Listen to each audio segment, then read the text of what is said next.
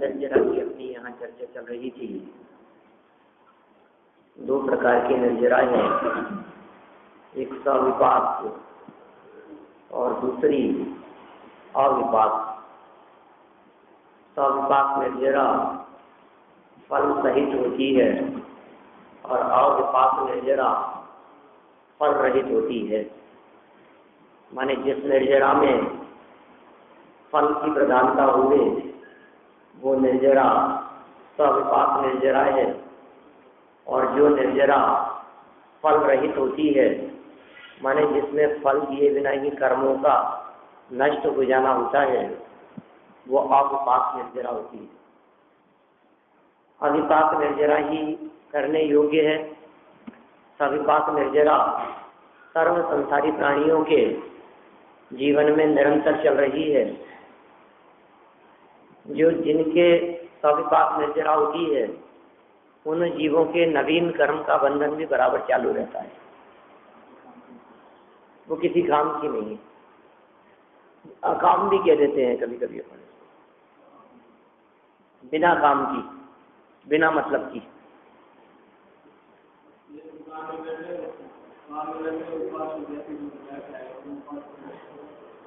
हाँ, इस तरह का मान लीजिए, लेकिन ये किसी काम की नहीं है। नहीं, कोई ऐसा कोई भेद नहीं है। सविपाक निर्जरा में पुण्य पाप का कोई भेद नहीं है। पुण्य की जैसे निर्जरा होती है वैसे पाप की होती है, जैसे पाप की होती है वैसे पुण्य की होती है।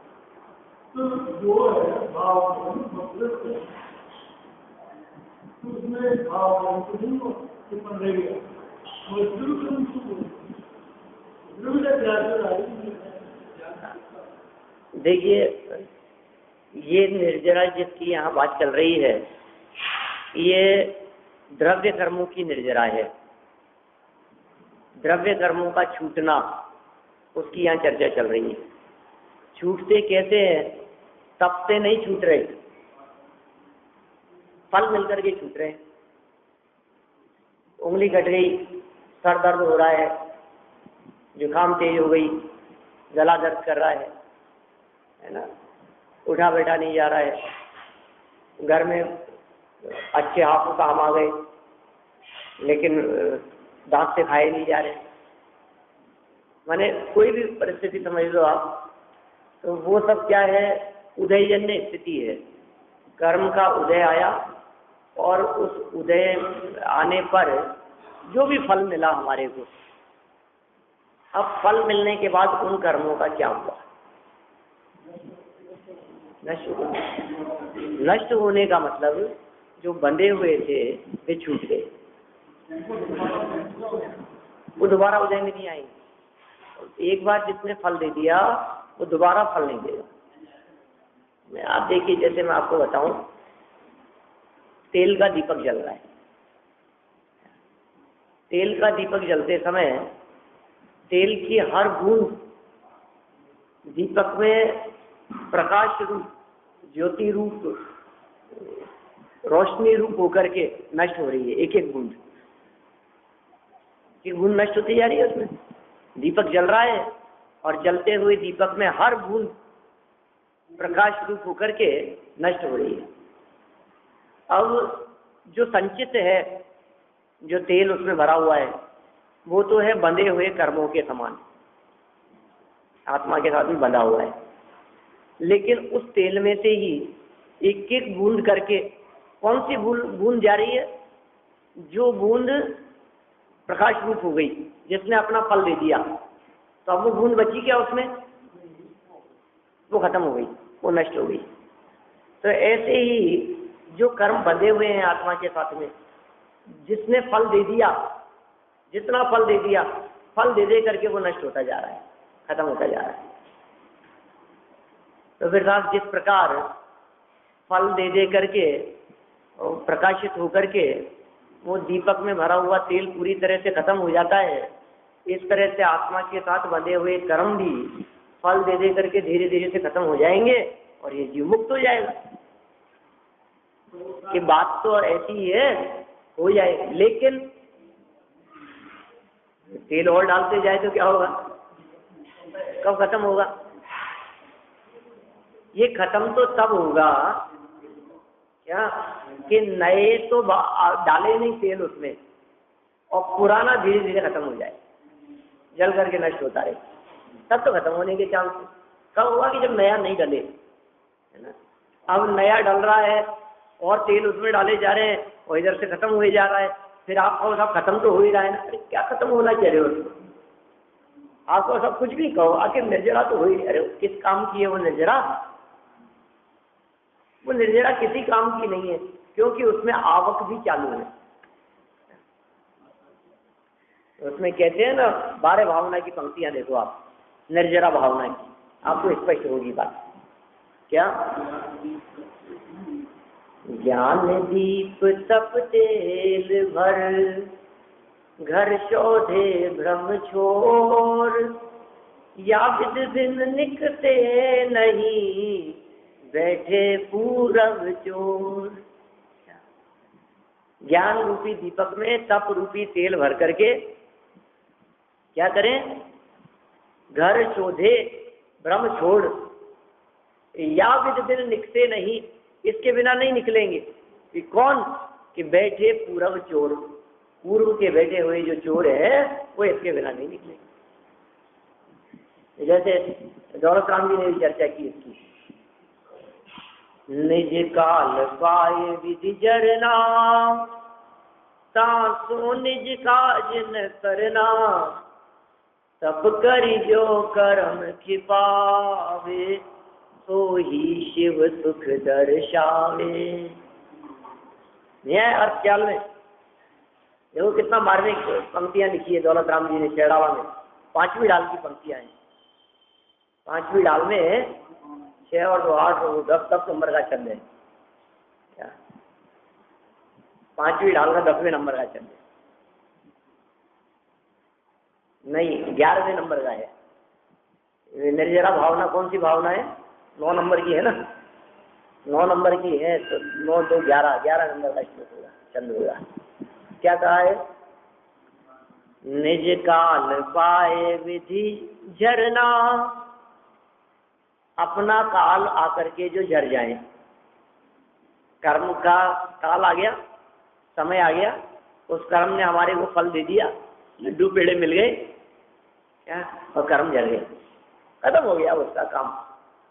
जैसे जेब में रखे हुए पैसे अब कब तक है? कि जब उनका समय आ गया और हमने रखे हुए 1000 रुपयों में से 100 रुपये खर्च कर दिए, तो खर्च करके अब वो 100 रुपये खिल गए अपना फल दे करके, उससे मिल गए जो आपको लड्डू पेड़ा जो मिलना था, तो मिला गया। तो जब वो चीज मिल गई तो फिर पैसे धरेंगे, फिर भी चीज मिल गई तो पैसे खत्म हो गए।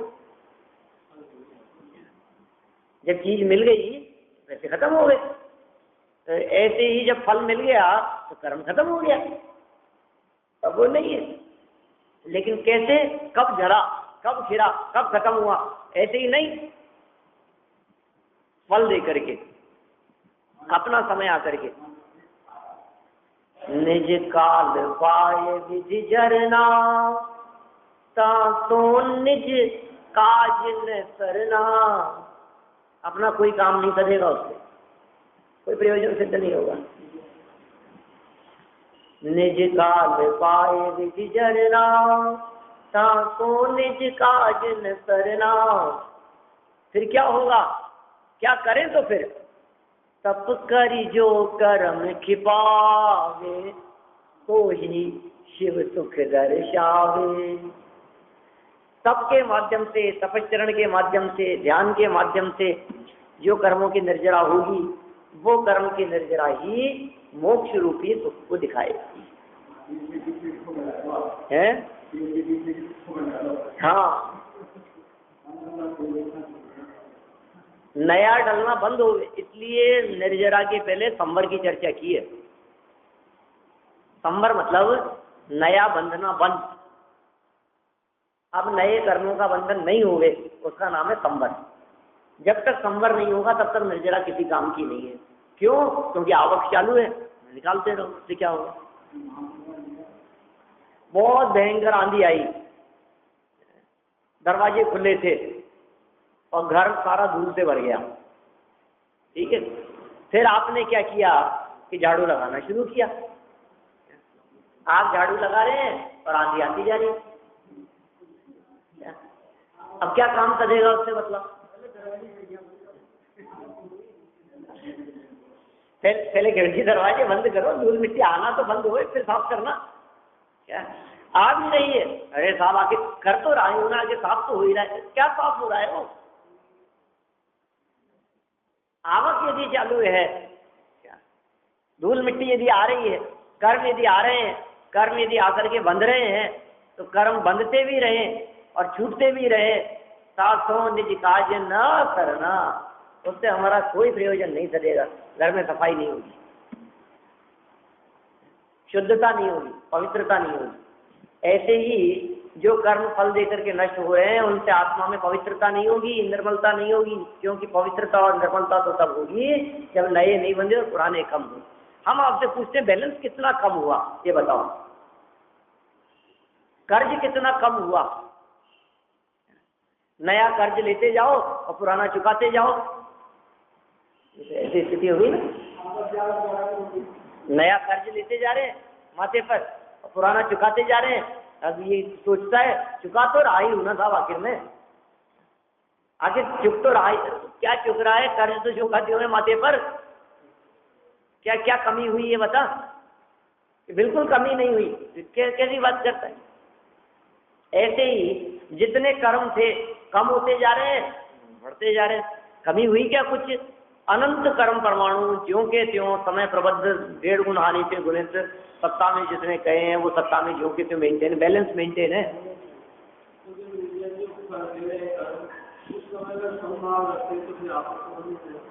हाँ, फल देते कम होगी, निश्चित कम होगी, लेकिन उसका नाम संवर हो गया हो ऐसा नहीं है।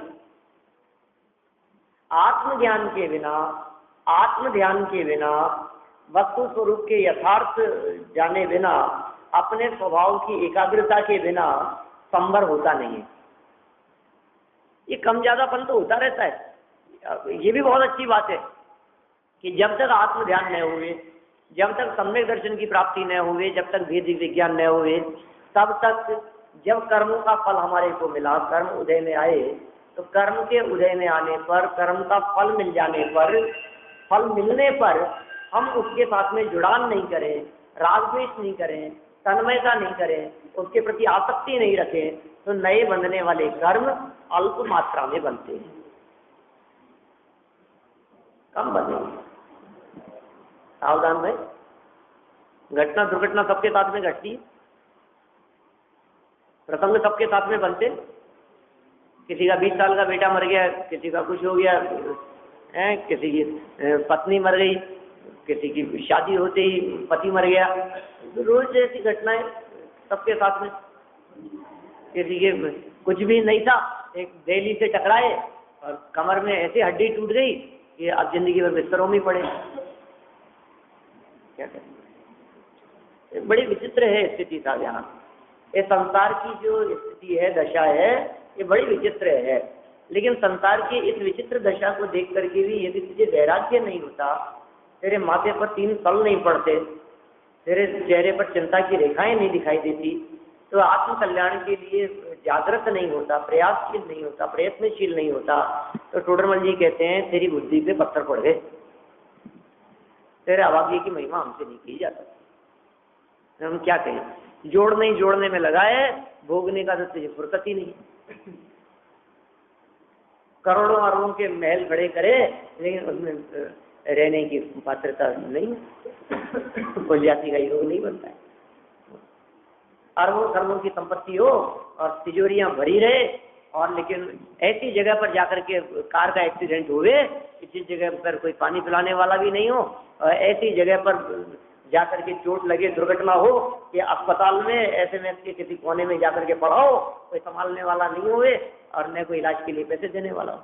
बोलो, अरबों खरबों की संपत्ति है, वैभव संपन्न है। क्या हाँ, किशनगढ़ का होगा बस, रोज ही होती है ऐसी घटनाएं।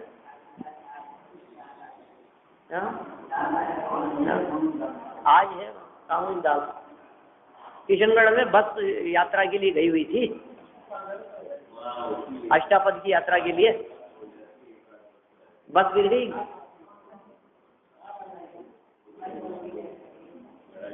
आपकी बहू की बहन, बहुत आपके मामा की बेटी। हाँ, सब थे तो सभी दिगंबर जैन ही पूरी बस में,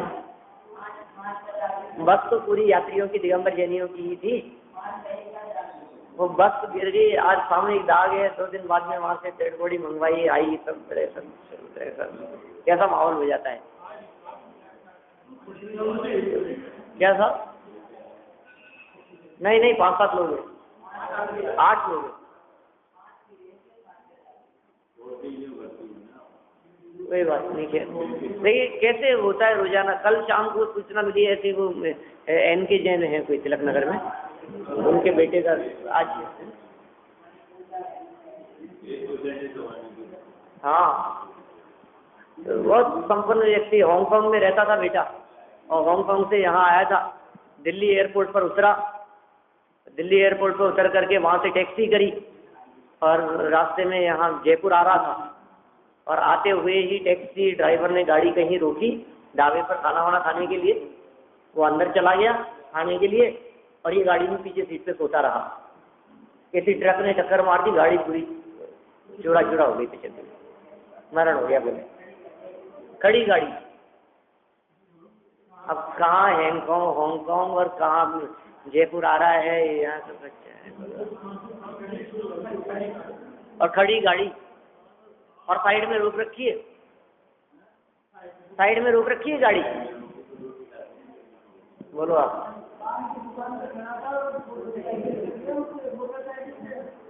बोलो आप। पान की दुकान पर खड़ा था और मोटरसाइकिल वाला टक्कर मार गया और खत्म हो गया। अब मैं तो कहता हूँ ये सारी जितनी ऐसी घटनाएं आती है रोजाना सुनने को मिलती है, आप इसको बनाएं, डायरी बनाएं, और उस डायरी के अंदर सिर्फ ऐसी घटनाओं के बारे में लिखें और उसको जोड़ते जाएं, और महीने 15 दिन में उसको पढ़ करके देखें तो लगता है क्या नींद आना क्या बंद हो जाए कि जीव क्यों नहीं जागता है, क्यों नहीं जागृत होता है, फिर दौड़ रहा है, फिर पैसे के पीछे भाग रहा है।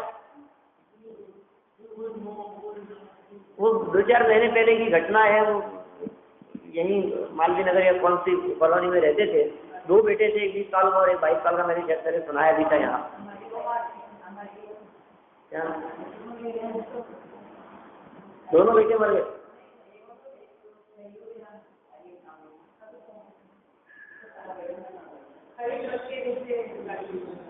वो अलग घटना है। तो क्या ऐसी ऐसी घटनाओं को आप एक रिकॉर्ड बनाओ, फिर सोचो आप, फिर जब आपको लगे कि बिजनेस बढ़ाना है, फिर आपको लगे कि 5 करोड़ तो है लेकिन 5 करोड़ से काम नहीं चलता है ना, 25 करोड़ है, इतने से क्या होता है आज के जमाने में, तो फिर वो देखो आप। एक 22 साल का बेटा, एक 24 साल का बेटा। 24 साल का दिल्ली में सर्विस करता था, 22 साल का जयपुर में रहता था। और वो जो 24 साल का बेटा था वो हर शुक्रवार को आया करता था, शनिवार रविवार जयपुर रहता था, सोमवार को सुबह वापस निकलता था जॉब के लिए, दिल्ली में नौकरी करता था। शुक्रवार की रात को वो यहाँ आया, बस से उतरा, बड़ी चौपड़ पर बस से उतरा वो, और छोटा वाला बेटा जो 22 साल का था वो मोटरसाइकिल पर उसको लेने के लिए आया। मोटरसाइकिल पर उसको बिठा करके दोनों जा रहे थे, ट्रक ने टक्कर मारी और दोनों का मरण हो गया। दोनों ही मर गए वहीं। नहीं बोलो आप, एक 22 साल का और एक 24 साल का बेटा। 24 साल का जो था उसकी शादी हुई थी 2 महीने पहले। एक सीए था, एक एमबीए था, 2 ही बेटे थे। न्यूज पेपर में आया, पिता की हालत खराब थी, होश में आता है, फिर चक्कर आकर के फिर बेहोश हो जाता है। पिता की क्या हालत होगी बोलो आप, क्या करके दशा होगी। ये कहानी कोई मन गढ़ंत नहीं है, रोजाना देखते हैं अपन, सत्य घटनाएं। घूमने के लिए जाता है और नदी के बहाव में बह जाता है, झरने के नीचे खड़े होकर के मस्ती कर रहे होते हैं और किनारे पर खड़े होकर के फोटो खिंचा रहे थे और 3 लोग बह गए, खत्म। रोजाना अपने को इस प्रकार की घटनाएं मिलती है, फिर भी दिल नहीं रहता है, फिर भी विचार नहीं करता है, क्या करें। हाँ सही बात है, अपने आप को होशियार ढूंढता है, उसको ज्यादा होशियार समझता है, वो बेवकूफ था, उसमें अकल नहीं थी। सही बात है। देखिए आप यार, ये सारी बातें ऐसी है कि ये जीव पूर्वबद्ध कर्मों की निर्जरा करने के लिए प्रयासशील हो गए, तब तो कार्यकारी है। उदय में आ जाएंगे, फल मिल जाएगा। उदय में आकर के फल मिलकर के जो छूट गए हैं, अनादिकाल से हो रहा है, वो किसी काम का नहीं। दौलत राम जी की मार्मिक पंक्तियां ध्यान रखने योग्य है। निज काल पाए विधि जरना, ताको निज काजन करना, तप करि जो कर्म खिपावे, सोई शिव सुख दर्शावे। तप करके जो कर्मों की निर्जरा होगी, तो ही शिव सुख दर्शावे, मोक्ष सुख को दिखाने वाली है। ऐसी निर्जरा की यहाँ प्रेरणा दे रहे हैं, अविपाक निर्जरा की प्रेरणा। क्या अपने घर, अपने अंतरंग, अपने स्वभाव का शोधन करें, उसको देखें। भ्रम छोड़, आलस्य को त्याग करके घर शोधे भ्रम छोड़, करके बारे भावना की। भ्रम छोड़ करके, आलस्य और प्रमाद छोड़ करके अपने अंतरंग में बैठे हुए पूर्व के चोरों को निकालो, ऐसा कहना चाह रहे हैं। पूर्वबद्ध कर्मों को नष्ट करने की बात कर रहे हैं। भ्रम का अर्थ मिथ्यात्व, मोह, मोह और मिथ्यात्व का नाम भ्रम है। हाँ, घर शोधे माने घर को देखे और अंदर से कर्मों की निर्जरा करे, बैठे हुए को निकालो, भ्रम छोड़। हाँ देखिए, अविपाक निर्जरा की प्रेरणा 179 नंबर श्लोक की उत्थानिका। प्राणियों के लिए कर्मों की कोई निर्जरा तो भ्रमण, देखना प्राणियों के लिए बात कर रहे हैं, प्राणियों के लिए, सर्व जीवों के लिए, जगत जनों के लिए कर्मों की कोई निर्जरा तो भ्रमण और नवीन बंध का कारण है, और कोई निर्जरा बंध का कारण नहीं है। 2 प्रकार की निर्जराएं हैं जगत के जीवों के लिए, जगत के प्राणियों के लिए, कि कोई निर्जरा तो भ्रमण का कारण है, नवीन कर्म बंधन का कारण है, संसार में उलझने फंसने फंसाने का कारण है, जगत में चारों गतियों के अंदर भ्रमाने का कारण है ना। और दूसरे प्रकार की एक निर्जरा और है, जो निर्जरा बंध का कारण नहीं है। माने ये 2 प्रकार की निर्जरा होती है। यह बात आगामी छंद में कहते हैं। 179 नंबर का श्लोक अनुष्ठित छंद है।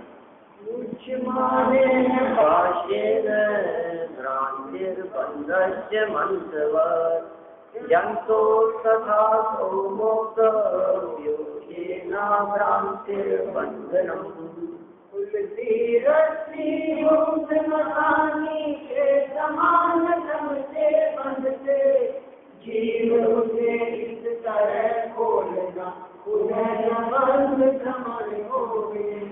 देखो आप, मथानी की रस्सी जिसका पीछे उदाहरण देकर के कहा था कि एक तरफ से खुल रही है दूसरी तरफ से बंध रही है, तो फिर वो मुक्ति प्रदान कराने वाली नहीं है। उसी उदाहरण को दूसरे प्रकार से कहते हुए कहते हैं, खुलती रस्सी युक्त मथानी के समान भ्रमते बंधते, इसलिए हे जीव इसे इस तरह खोलना कि पुनः न बंद भ्रमण हुए, दोबारा बंद न हुए और भ्रमण हुए। अतः जीव क्या करना, उसे इस तरह खोलना पुनः न बंद भ्रमण हुए, इस तरह से खोलो कि खुले तो सही लेकिन दोबारा बंधे नहीं। ठीक है, जैसे समझ लो आप, होता है ना ऐसा, कभी कोई रस्सी उलझ गई हो, डोर उलझ गई हो, पतंग उड़ाते समय हमने खींची, क्या पतंग कटने के बाद में डोर, अब वो डोर थोड़ी सी उलझ गई, अब हम उसको उलझी हुई को सुलझा रहे हैं। ठीक है ना, मंजा तो उलझ गया तो बेकार ही हो गया, है ना। पद्दा मान लीजिए आप, तो जो उलझी हुई को हम सुलझा रहे हैं, एक तरफ से सुलझाते जाए और दूसरी तरफ से उलझती जाए, क्या कोई पीछे से उसको उलझा रहा हो, या सुलझा करके हम जहाँ पटक रहे हैं वहां वो फिर उलझती जा रही है। ये कह रहे हैं जीव तुम इस तरह से उसको खोलना कि वो दोबारा नहीं उलझे।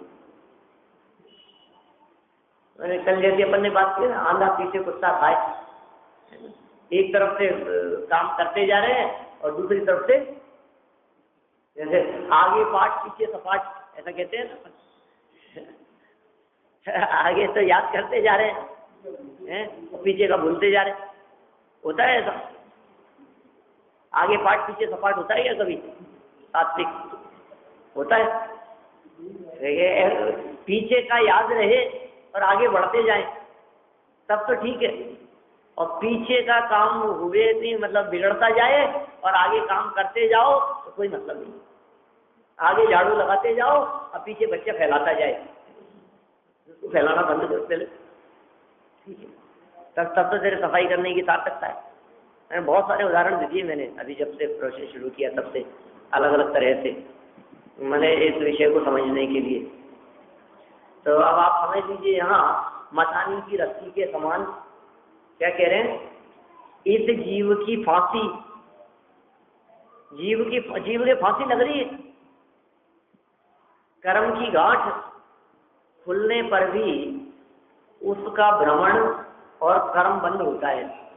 रस्सी खुल रही है लेकिन फिर भी कर्म बंद हो रहा है, भ्रमण हो रहा है, इसलिए यह फांसी इस प्रकार खोलना चाहिए कि जिससे पुनः भ्रमण और कर्म बंद ना हो,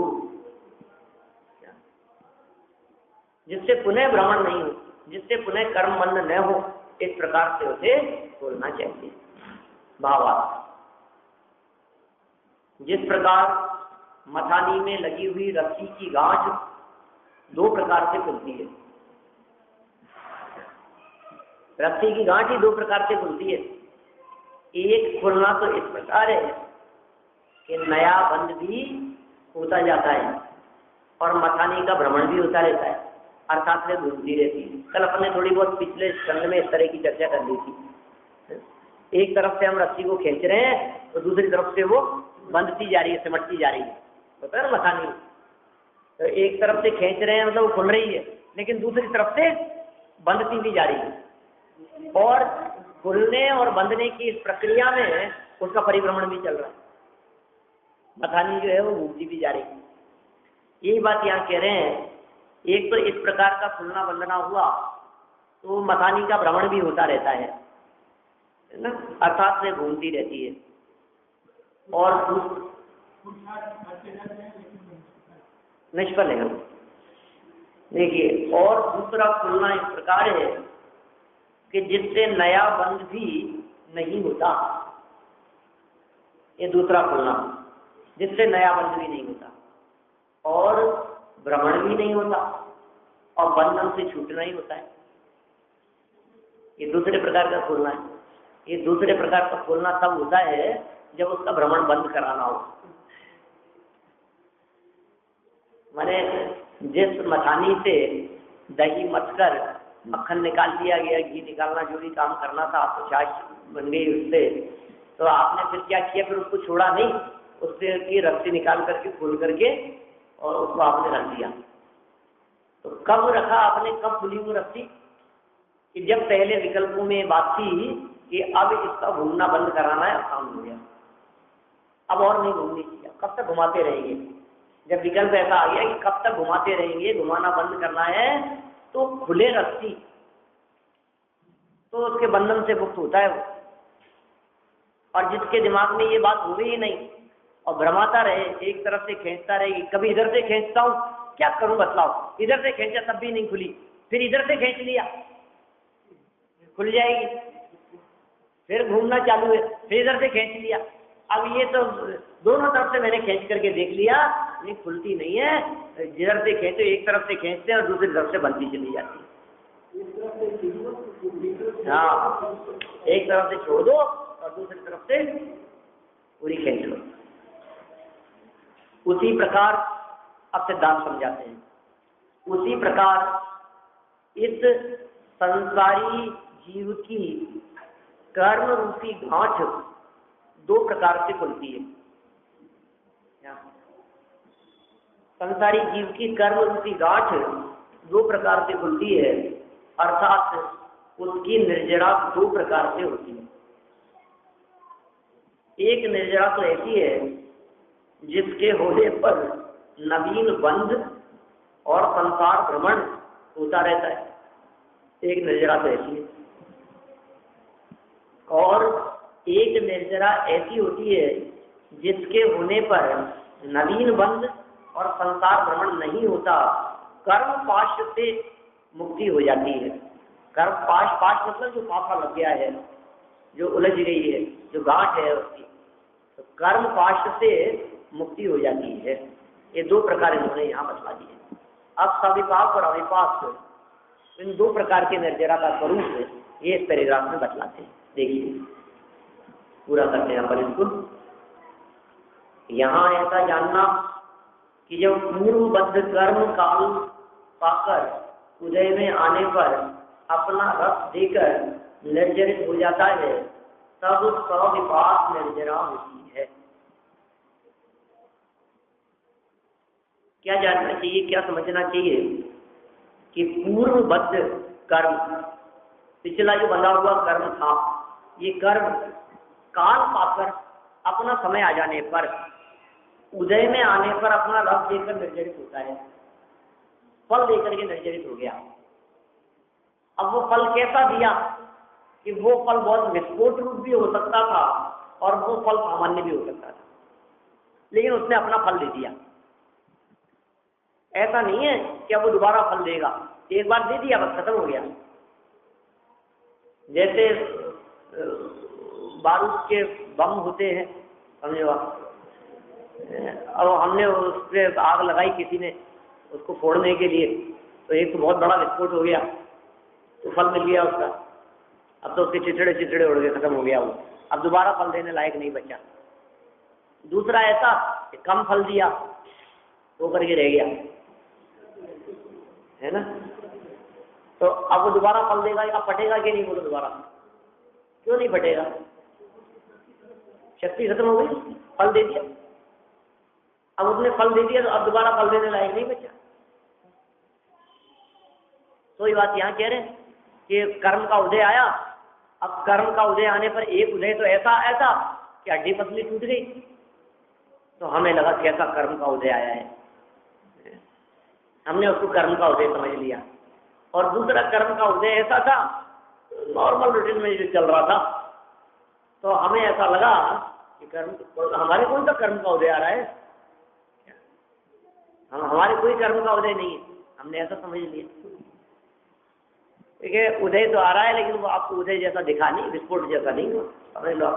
विस्फोट हो जाता तो लगता कि तो फल मिला है, विस्फोट नहीं हुआ तो लगता ही नहीं है। मतलब किसी व्यक्ति के जब तीव्र पाप का उदय आता है तभी हम कहते हैं कि अरे मिल गया ना कर्मों का फल। कर्म का फल किसी को नहीं छोड़ता, फल मिलेगा तो पता लगेगा। फल तो रोज ही मिल रहा है, दिन रात मिल रहा है, 24 घंटे मिल रहा है, सोना उठना बैठना जागना खाना पीना सब कुछ कर्म के फल में ही हो रहा है। फल से रहित कब है ये जीव, तो ये कह रहे हैं ऐसा जानना कि वो रस देकर निर्जरित हो जाता है, तब सविपाक निर्जरा होती है।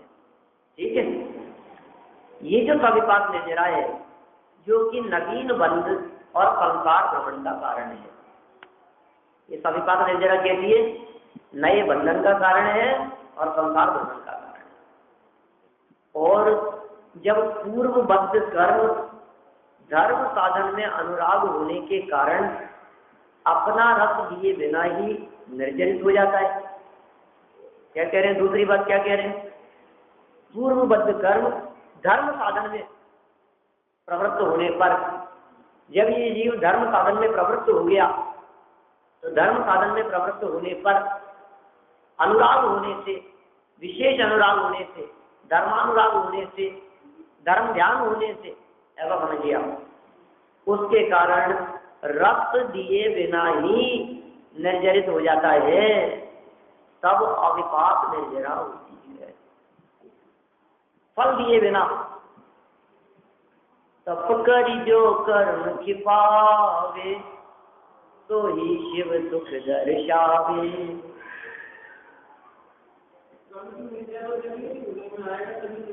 नहीं, ये यहाँ यही तो कह रहे हैं, रस दिए बिना ही निर्जरित हो जाता है, तब अविपाक निर्जरा है। तप के बल पर बिना फल दिए वही जगा दिया, अंदर के अंदर ही समूह नष्ट कर दिया। हाँ, सप्ताह में से नष्ट हो गए। एक तो किसी को जगा करके उठा करके मारे, और एक किसी को सोते हुए मार दे।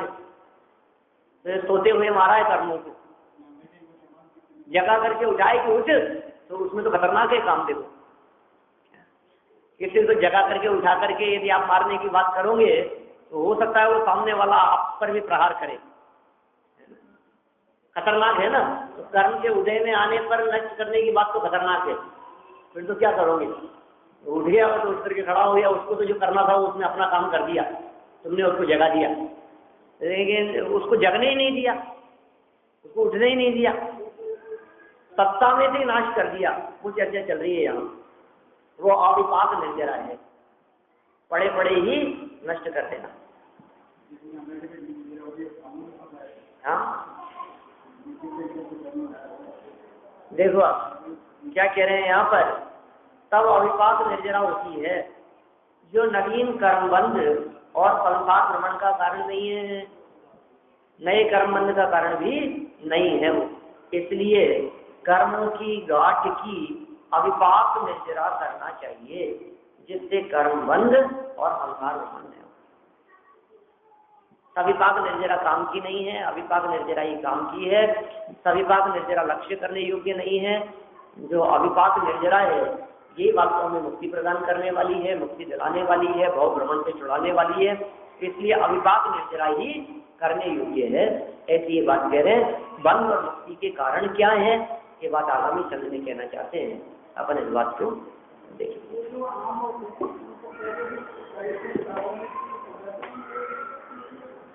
हाँ, सब सही तरह से बातें।